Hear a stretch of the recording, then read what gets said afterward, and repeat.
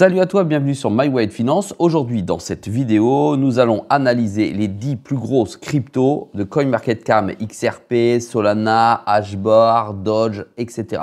Les 10 plus grosses qui sont présentes. On va voir le marché qui s'écroule. On va essayer de comprendre ce qui est en train de se passer.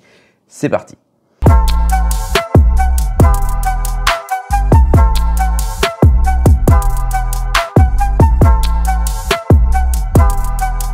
Sois le bienvenu dans cette vidéo. Je te rappelle qu'ici, il n'y a pas de conseil en investissement. Je te montre ce que je fais et comment je le fais.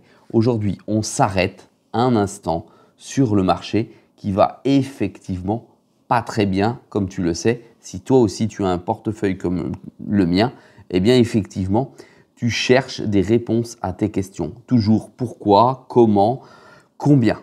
Allez, on va aller voir l'indice Fear and Greed Index qui est l'indice de la peur ou de la cupidité.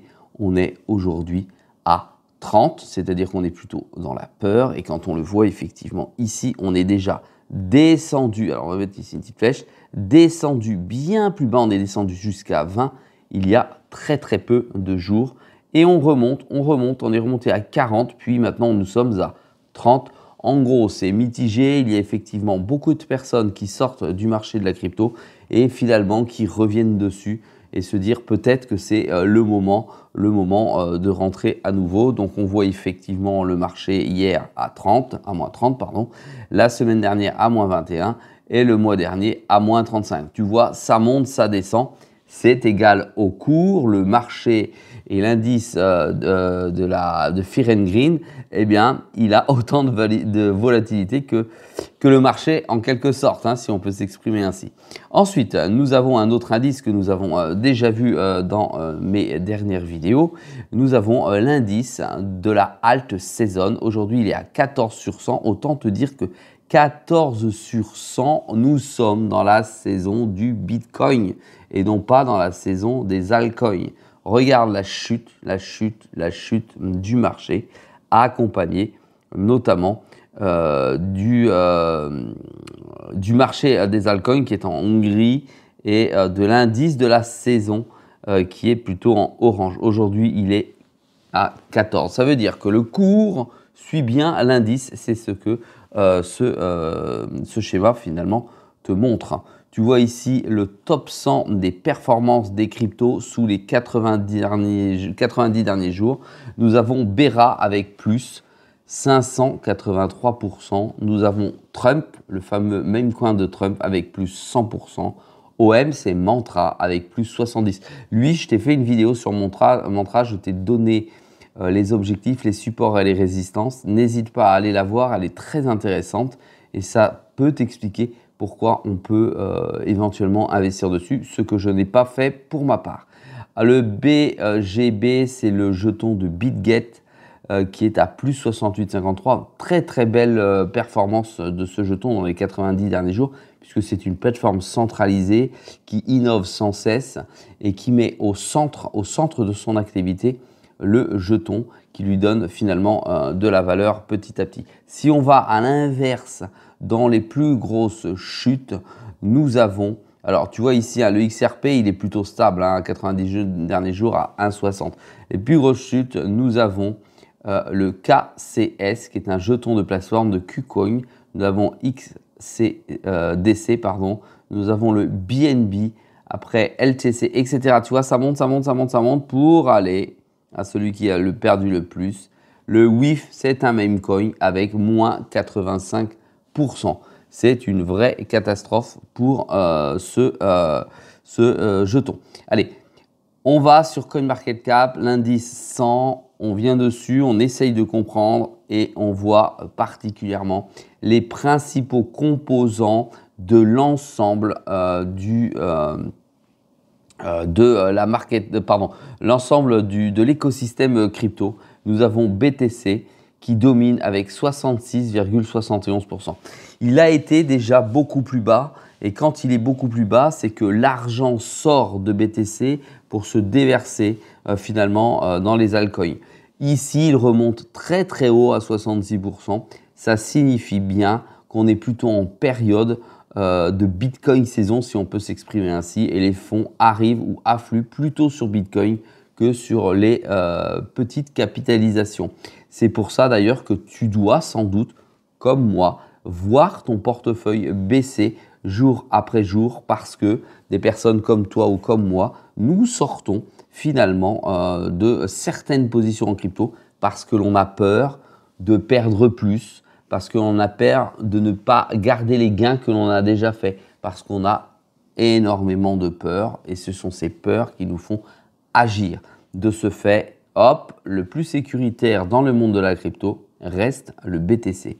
Tu vois ici les pourcentages qui sont largement distribués, notamment tu vois ici avec l'ETH qui, même si celui-ci a chuté, il est à 2180 $, possède toujours 10% de part de marché. Ensuite, tu vois tout de suite le XRP ici, hop, on revient en arrière, le XRP ici avec 5,49%. À mon avis, ça va très très vite monter sur pourcentage. Et ensuite, nous avons le sol. Allez, on va passer l'ensemble de ces crypto-monnaies en revue. Ce sont les 10 plus grosses crypto-monnaies en termes de capitalisation. Elles sont classées et les stablecoins ont été enlevés. La vidéo donc va durer encore quelques minutes et je vais passer directement sur les graphes. Et à la volée, je vais t'expliquer ce que j'arrive à voir au travers des bougies, à savoir si effectivement peut-être que c'est opportun de rentrer ou peut-être pas. Sur chacune de ces cryptos, tu peux retrouver sur la chaîne l'ensemble des analyses avec les points pivots de Fibonacci. Allez, nous allons tout de suite sur le BTC. Nous allons voir de quoi il retourne directement dessus. Je vais choisir un jaune pétant pour que tu puisses voir. Tu vois, ici, on a effectivement, hop, ici, une résistance. Tu vois, il l'a passé, il est venu résistance à la casser, c'est devenu en support, c'est monté, c'est redescendu, ça a dépassé le support, c'est devenu résistance, c'est repassé. Et tu vois qu'on oscille entre 85 et 87 500, 88 000 $, sans indicateur pour autant, rien qu'en lisant aujourd'hui le marché. Et on voit qu'il se maintient à ce niveau-là.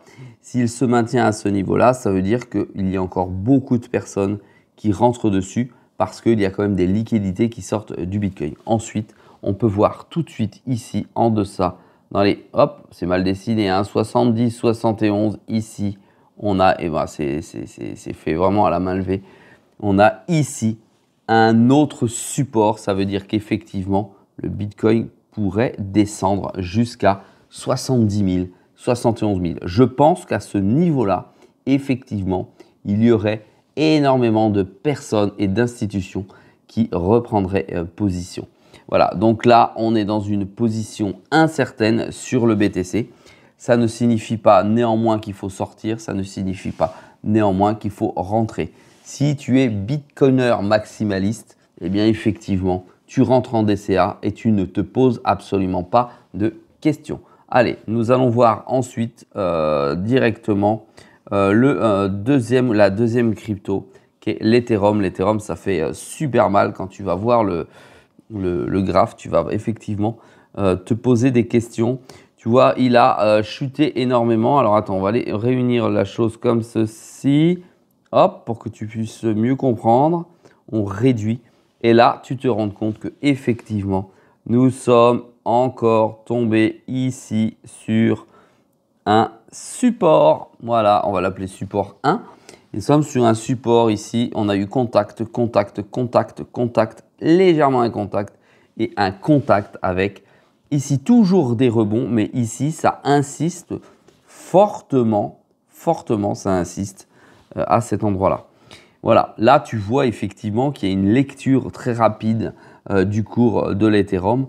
Va-t-il casser ce support ou va-t-il rebondir? Personne ne le sait aujourd'hui. Ça, tu fais tes propres prédictions. En tout cas, tu vois que là, il n'y a pas d'indice qui me donne l'envie soit de rentrer, soit de vendre l'ETH. Voilà pour l'analyse très rapide. Donc, il n'y a pour moi rien à faire à ce moment-là dessus. Ensuite, nous allons avoir le fameux XRP. XRP, petite analyse très rapide du XRP. Alors, on y va. Ici, tu vois, hop, on va le mettre comme ça, parce qu'il n'y a pas besoin d'avoir autre chose. Ici, hop, tu vois que c'était la même chose. Donc, on va rester sur le cours. Dans le temps, celui-ci, effectivement, il était flat ici. Il est cassé, il est parti comme ça vers le haut. Et ici, il a créé, boum, tu vois ici. Alors, on peut le créer comme ça. Je vais le créer en largeur, comme ça, pour que tu vois ici. Toute une zone. Voilà, toute une zone ici, avec un support, d'accord, solide. Voilà, le support solide, comme tu le vois, c'est 2 $, pour faire très court, à peu près. D'accord, 2 $. L'objectif étant de casser ici. Pour revenir, bon, c'est pas parfait, hein, bien entendu.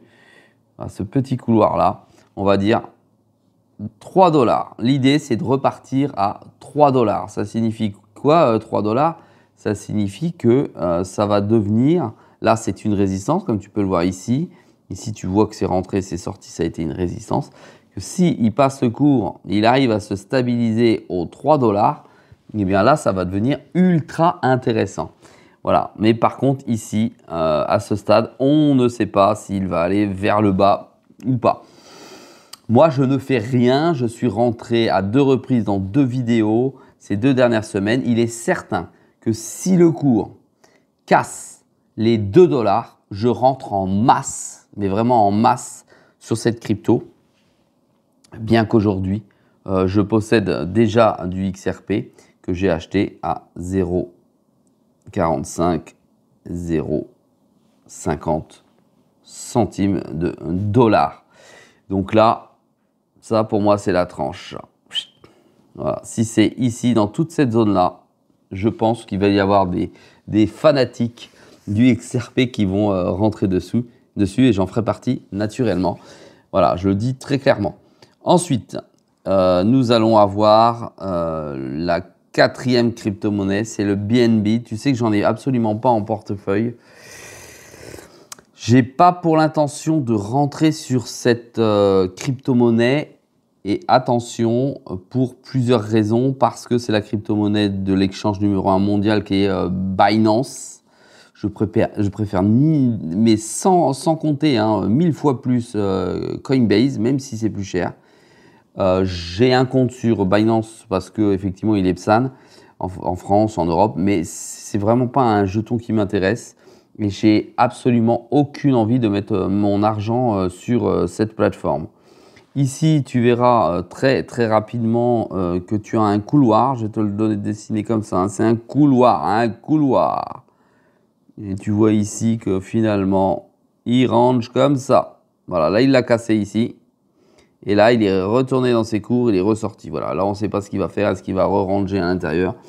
Puisque BNB, il a plutôt bien résisté au meilleur du marché. Parce que tu vois, il n'est pas fortement descendu. Quand tu vois son plus haut qui est ici, on va te le mettre comme ça, son plus haut qui est ici, hop, ici, et là, quand on revient, on est en août, et son plus bas, tu vois, entre ça et ça, eh ben, c'est pas énorme, parce que là, on va dire que tu es à 400 $, tu es monté à 800, tu as fait x2, c'est tout, x2, et là, depuis que ça va très mal, de là à là, eh ben, on est à 500, on va dire, allez, 500 $, 500 $ pour 700, ça n'a pas perdu son x2. Donc, c'est vraiment un jeton qui résiste fortement. Mais je ne sais absolument pas ce qu'il faut faire dessus, qu'on soit d'accord. Allez, ensuite, Solana. Solana, tu sais que je suis sol maximaliste.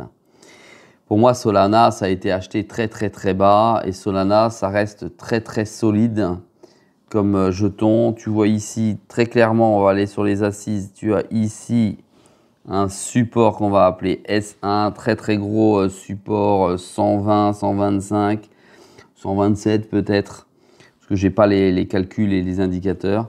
Voilà, très gros support. Et tu te rends compte qu'ici, il y avait quelque chose aussi. Paf, tu vois, ça vient, ça passe, ça repasse. Petit range ici, latéralisation, c'est monté, c'est parti, c'est redescendu. C'est pas catastrophique cette descente quand tu regardes entre début 2025 et maintenant, c'est pas catastrophique. c'est monté à des plus hauts. À mon avis, c'est dans l'attentisme. Le cours a subi de grosses sorties sur la blockchain de Solana. C'est hyper volatile parce que c'est quand même la blockchain des mêmes coins à par excellence parce que c'est une blockchain très très peu chère. Donc tout le monde aujourd'hui avec la facilité de créer un même coin sur Solana peut rentrer, créer quelque chose et exister, bien ou mal, mais en tout cas peut exister avec cette blockchain. Donc c'est bien parce que ça fait du mouvement, mais voilà, ça la pollue un petit peu selon moi. Tu sais que je ne suis pas du tout favorable au même coin. Néanmoins, j'attire ton attention, c'est quand même une blockchain qui est rentable, d'accord? Qu'on soit bien d'accord, c'est rentable, ça rapporte beaucoup, beaucoup d'argent. C'est celle qui a le plus de transactions à ce jour de toutes les blockchains confondues. Nous avons le Dogecoin, le seul même coin qui a des lettres de noblesse ou qui est respectable aux yeux de beaucoup, beaucoup, beaucoup de personnes qui sont positionnés sur les crypto-monnaies. Ici, hop, il n'y a pas besoin de te le tracer, il y est déjà, tu vois, il est là-dessus, il est sur le support, ça ne bouge pas, tu vois, c'est très très clair, on ne sait pas la direction que va prendre le marché, il n'y a pas d'explication, tout le monde va te donner une multitude d'explications, etc., de justifications. Là, on est très clairement sur un support, on attend, le dernier plus haut est là on est au plus bas depuis quelques mois. Honnêtement, le Doge a énormément de potentiel. Si tu ne le savais pas, il y a eu une demande d'ETF concernant cette crypto-monnaie. Oups, crypto-monnaie, même quoi. Je me suis emballé là. Il est en train de me séduire, ça se trouve. Allez, ensuite, nous avons Cardano. Alors là, Cardano, c'est quand même une formidable surprise suite à l'élection de Donald Trump parce qu'effectivement, il y a du beau monde qui est en train de, ou qui est rentré, pardon, dans l'équipe de Donald Trump, dont le CEO de Dada, qui est à l'intérieur, donc qui va prodiguer effectivement beaucoup de conseils peut-être précis allant en direction de cette crypto, puisque ça a été annoncé comme une des cryptos prioritaires par le gouvernement Trump. Voilà, moi, ADA, j'en ai possédé dans plusieurs années. J'ai lâché le jeton avec des plus-values. Quand celui-ci, effectivement, se trouvait très très loin, d'accord, il était dans cette partie-là, plus personne n'en voulait. Je l'avais acheté, très très bien acheté, et j'ai fait beaucoup d'argent dessus, même si le stacking n'est pas terrible. Je suis rentré pour vous donner cette information déjà ici. D'accord. À l'époque, je possédais 5000 jetons. Voilà, parce que je suis très très vieux sur ce projet. Il est monté ici, quand il y a eu effectivement la halte jaune. J'ai dû m'en séparer, on va dire à peu près ici. Jamais au plus haut. J'ai jamais su trouver le point le plus haut parce que là, il faut être fort ou avoir beaucoup de chance. Je suis sorti, j'ai gagné, je suis re-rentré après en bear market ici. Et je l'ai revendu en direct dans une de mes vidéos, je crois à peu près ici. Et j'avais fait du stacking. Alors je ne sais plus, il était à combien, on va dire 5%. J'avais fait du stacking ici pendant un an, même peut-être un peu plus, un an ou deux ici. Voilà. Je n'ai pas l'intention de rentrer dessus. Par contre, je sais pertinemment que je devrais en avoir en portefeuille. Donc peut-être qu'effectivement, dans une de mes prochaines vidéos, si je lance un challenge pré-alt saison ou pré-bull run, peut-être que je le ferai rentrer si je fais ce challenge. Je me pose encore la question pour le moment. Ensuite, nous avons le Tron, grosse crypto chinoise, ultra utilisée parce que très très peu cher pour les transactions. Elle a un intérêt certain, tu vois que ça monte, voilà, ça monte, c'est la force douce. Tu vois, depuis 2020, le mec qui a acheté du Tron ici, il était à 0,02, il est à 15, voilà. Le mec, il a vu juste dans les années, parce que de 2020 à 2025, il est à 0,15, il était à 2 centimes. Il a fait x5, 6, 7, 7,5, allez, x 7,5%. Mais tranquille, sans se poser, tu vois, il aurait pu sortir ici, il l'aurait fait aussi, tu vois. Parce qu'ici, on a effectivement quelque chose.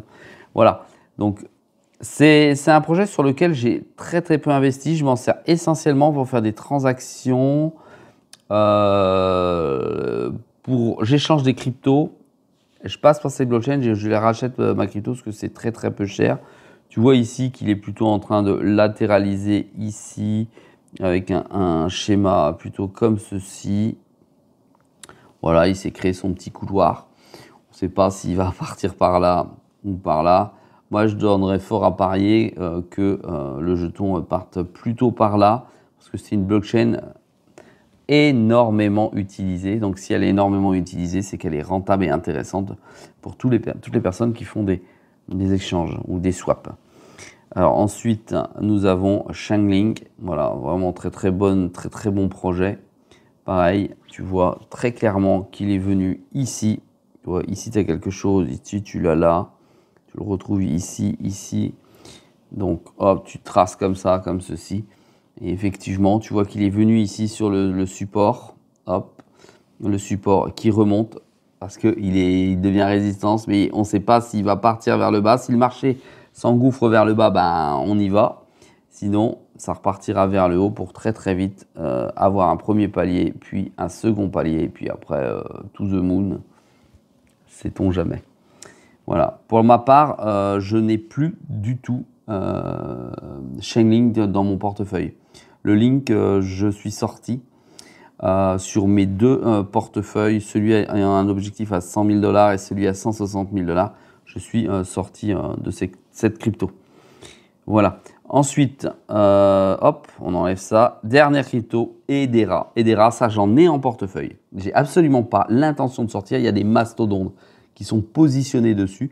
Ça signifie qu'il y a un intérêt certain. Ils font, comme je t'ai montré dans le schéma hier ou avant-hier, ça fait partie des crypto-monnaies américaines à fort intérêt pour le gouvernement et peut-être pour la fiscalité américaine. C'est quelque chose de sympathique pour moi. Tu vois ici, on avait un couloir pareil. Tac, tac, tac, tac. Est-il en train d'en recréer un, tu vois ici? Peut-être, peut-être pas. Voilà. Très intéressant. Bon, il a fait une grosse chute ici. Hop. Tac.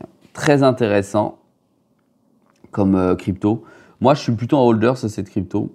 J'ai absolument pas l'intention de rentrer dedans, sauf si effectivement il vient casser cette borne ici. Tu vois, c'est très très bas. Hein. Je vais être à 0,14 centimes de dollar. Et là, je rentre dessus comme un fou. Et attention, hein, c'est pas dit que ça n'arrive pas. Hein. C'est pas parce que ça paraît être très très très très très très bas, toutes ces cryptos, que ça ne pourrait pas aller encore plus bas. Si tu as déjà vécu plusieurs bull runs, tu sais que voilà, ça part en dents de scie et puis ça se vautre sur le sol, mais ça repart très très très haut également. Voilà. Si ce type de si ce type de vidéo te plaît, n'oublie pas de m'encourager avec un petit pouce bleu. Je t'ai fait une grosse analyse ce samedi sur les 10 grosses cryptos de CoinMarketCap avec des capitalisations de fou qui pourraient être multipliées encore. J'espère que tu possèdes une de ces 10 cryptos au minimum dans ton portefeuille. Le Bitcoin, c'est la base. L'Ethereum, c'est également la base. Le Solana est très très prometteur. Tu as beaucoup de cryptos hein, qui étaient prometteuses dans ce que je t'ai montré parce qu'elles ont un gros market cap. Et naturellement, tu as d'autres cryptos, je pense, qui permettront de dynamiser ton portefeuille. Indique-moi en deçà dans la description ce que tu as pensé de ces différentes cryptos. Je te dis à très vite dans une autre vidéo. N'oublie pas que sur My Way of Finance, c'est une vidéo tous les jours à 6 h du matin. Salut à toi.